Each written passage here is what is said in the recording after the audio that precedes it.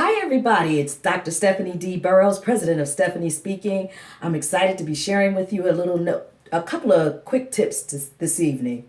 Well, it's later than this evening. The hat, yeah, I just got in. I've been out in yoga doing my thing. So forgive me if I'm not looking, at my best. But, I just want to get the information out to you all. I said new me, new year.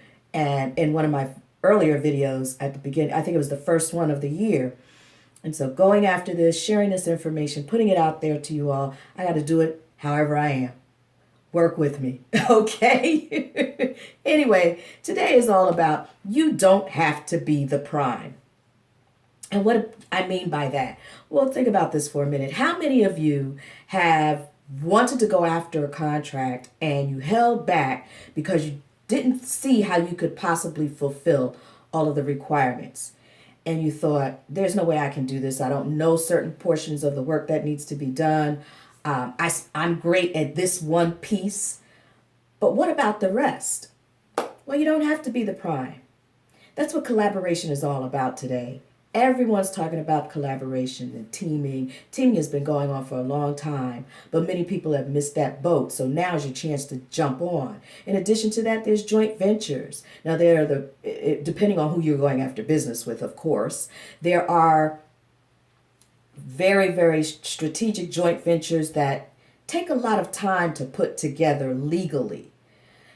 However, I'm understanding more and more that there are other joint ventures that are taking place that are not quite as detailed and in depth as the larger joint ventures where it's actually two separate companies coming together to form one company. And so there's a lot of legal paperwork that needs to be done. You really need to understand who that other company is that you're partnering with. And you should do that no matter who you're collaborating with. Really get to know who they are, what they're about, what it is that they bring to the table. And really vet one another. A number of years ago, I was on a major project. It was the Hudsonburg and Light Rail. And they were building a new light rail system. And it was the first of its kind at that time because it was a design build.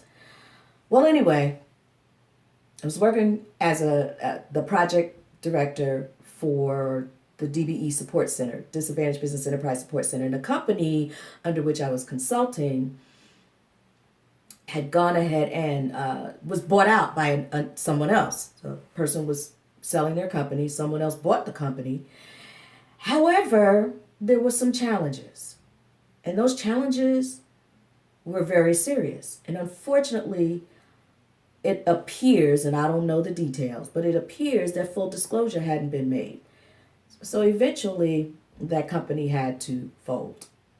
Well, what I'm saying to you is you want to make sure that you vet whoever you're going into any type of collaborative arrangement with in terms of going after contracts or in anything that you want to do. Get to know who they are and make sure you're vetting everything about them from a financial standpoint to what their clients are thinking about them, and they need to do the same for you as well.